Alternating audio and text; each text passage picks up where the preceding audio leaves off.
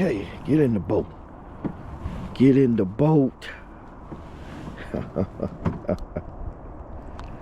All right. All right. Hey everybody. It's a nice little largemouth. Merry Christmas, everybody. I'm out on Lake Hartwell on Christmas Day. I've never fished a Christmas Day that I can remember. I've never fished one. So I had a couple hours today to get out and, you know, get out on the water and see if I can catch anything. The fishing has been pretty hard this month of December for me. I've been trying to fish some of the newer lures, the jigs and things like that, and it's been kind of hard to catch anything. I'm gonna go ahead and let this guy right here go. But I hope every last one of y'all are having a great and a happy and a Merry Christmas. I don't know if I said that right, but you know, wishing each and every last one of y'all out there a Merry Christmas.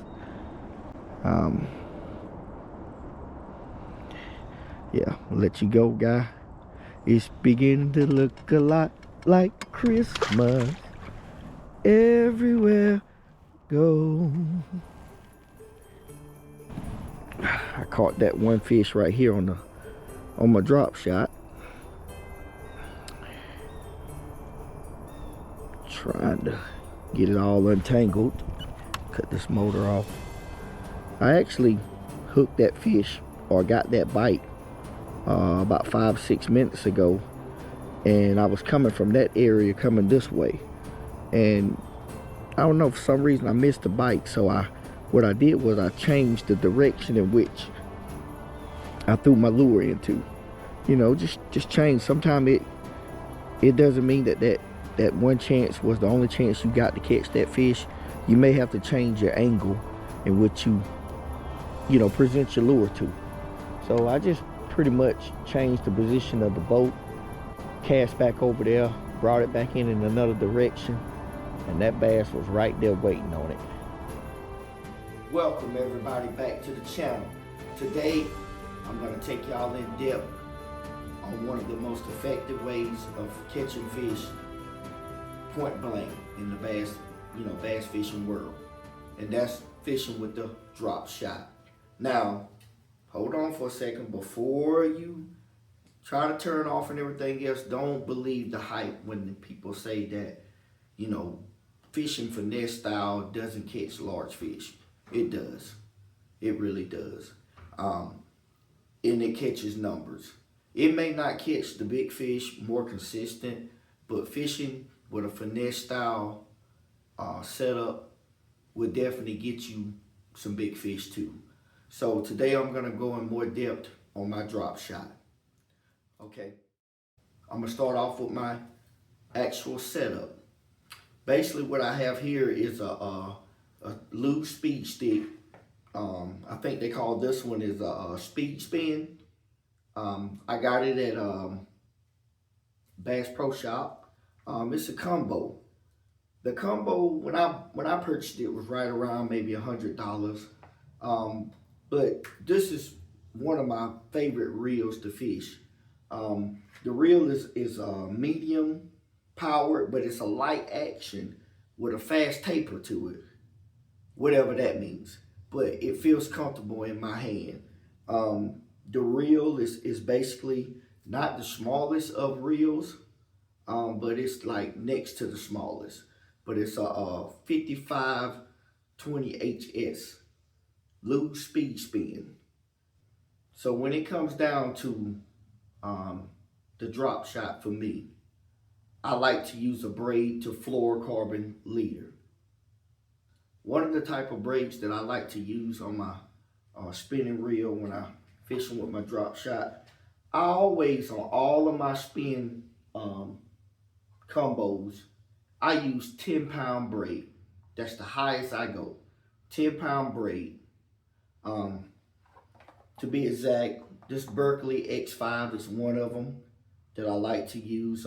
There's a couple more. I'm gonna leave them down in the description, as well as I'm gonna leave some more of this stuff down in the description. You know, I'll put as much as I can find on down in the description for you to all review, just in case you want to use some of it. But yeah, I use a 10-pound braid as my main line, and I use a fluorocarbon leader. My typical knot that I love to use, it's not one of the easiest knots to tie, but I use what they call the FG knot. Now, I've been practicing it for a long period of time, so it's easier for me to tie it up. But if you look for braid to fluoro knots to tie, there's a lot of them out there. This is the one I prefer to fish. Is considered one of the strongest, if not the strongest, but it's the one that I fish.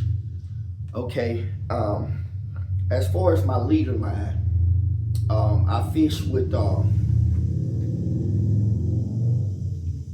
Seaguard Red Label. I fish in a range between 8-pound test line up to 12-pound. Now, I will admit this. I love fishing with 8-pound, leader line, because it catches absolutely, seems like everything in the lake. But I have been burned a few times really bad fishing with 8-pound test line. Gotten broke off, or having to adjust my drag to assure that I didn't put too much strain on this 8-pound line due to me having a pretty large bass, on the line. So, if you're fishing in a place where there's high numbers and not that many big fish potential, I strongly suggest that you go with the lightest of lines, and that's the 8-pound fluorocarbon leader.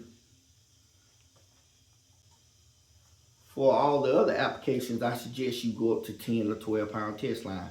I don't really recommend going above 12-pound test line because I feel like that is too much. So that's it with the line. Braid the fluoro, FG knot, 8 to 12-pound test line on the leader line. That's what I do. There are several different ways you can fish a drop shot, and I would say each to its own when it comes down to it. I'm more of a cast out drop shot user. You do have people out there that fishes it vertical, dead stick it, things like that. Those are the ones that probably have a live scope, active target, or whatever you want to call those mechanisms. But I'm more of a cast to target kind of guy. So the typical way that I rig up my worm, and I usually use a worm, some type of Zoom or some type of elastic type of worm most of the time. But I normally rig it up Texas rig. And that right there, that way when I'm coming through some of the cover that I'm actually tossing this drop shot in, I can get it through the cover with, without having to get hung up a lot. It's not 100% guaranteed that you're not going to get hung up, but it helps out a whole lot. Typically my leader line from the worm to the actual weight, it varies. To start off, I like to kind of start with at least a 12 to 14 inch leader line, and I may shorten it up, but that's about as long as I go. At the bottom, I like to use a drop shot sinker. The size, now we'll talk about this a little bit later. Size may vary. If you're fishing in a pond or a lake and there's not a lot of current, I suggest to go light. The lightest you can get away with this, the better off you are. But we'll get into that. But that's my drop shot setup. Now we're going to get more into the different types of hooks, the weights that I like to use. Okay. All right, let's start with the weights. With the weights, here we are. I call them cylinder drop shot weights, but these weights right here are excellent to use in the areas where you have, I would say, trees or grass.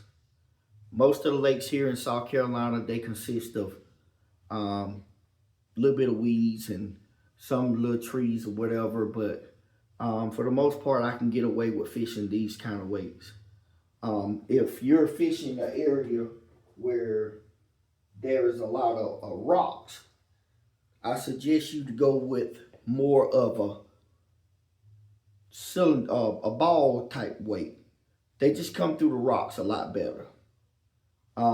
As far as size, like I said, it varies. So if you're out there looking for weights and stuff with a drop shot, get you something that's light, and then get you a couple of sizes bigger or whatever. But if you can get away with the lightest possible weight, it'll work. It'll be money.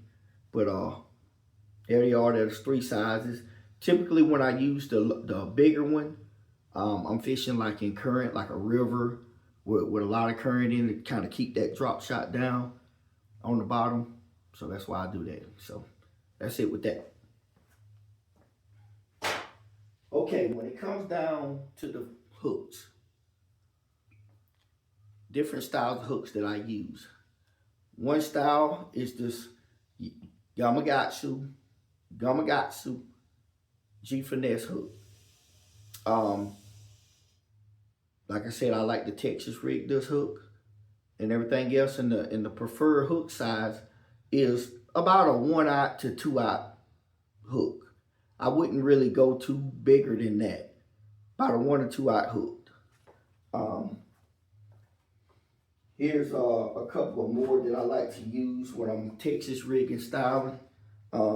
This package is a little rough, but the rebarb. I think this is a 1/0 hook. Now I will say, when you order these hooks, which are pretty affordable, they tend to be a little bit smaller to me, but they're nice light wire hooks that are strong. And but I encourage you, at least get you a 2/0 in these rebarbs right here. The other one is Trocar. It's another Trocar, but this one is more like a traditional worm hook. It's more like a traditional worm hook, but this is one of my favorites that I like to fish when it comes down to drop shot fishing. The gauge of the hook is not too thick. It's not too thin. This is one I like to fish with a lot. So there's the hooks for you. The other style hook that I use, this is like when I'm fishing with minnow style, smaller, more, compact lures, when you're nose hooking it or hooking it right on the end. I like to use these drop shot hooks right here by Trocar. And they work pretty good. They're not weedless at all, so if you're fishing somewhere with a lot of trees and everything, I suggest you use something else.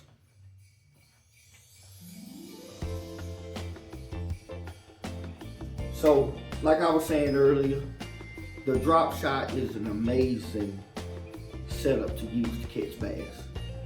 I suggest that, each and every last one of y'all that, if you don't already have one, get you one. And I guarantee you would not regret it. But with that being said, that completes my little preview of my drop shot setup.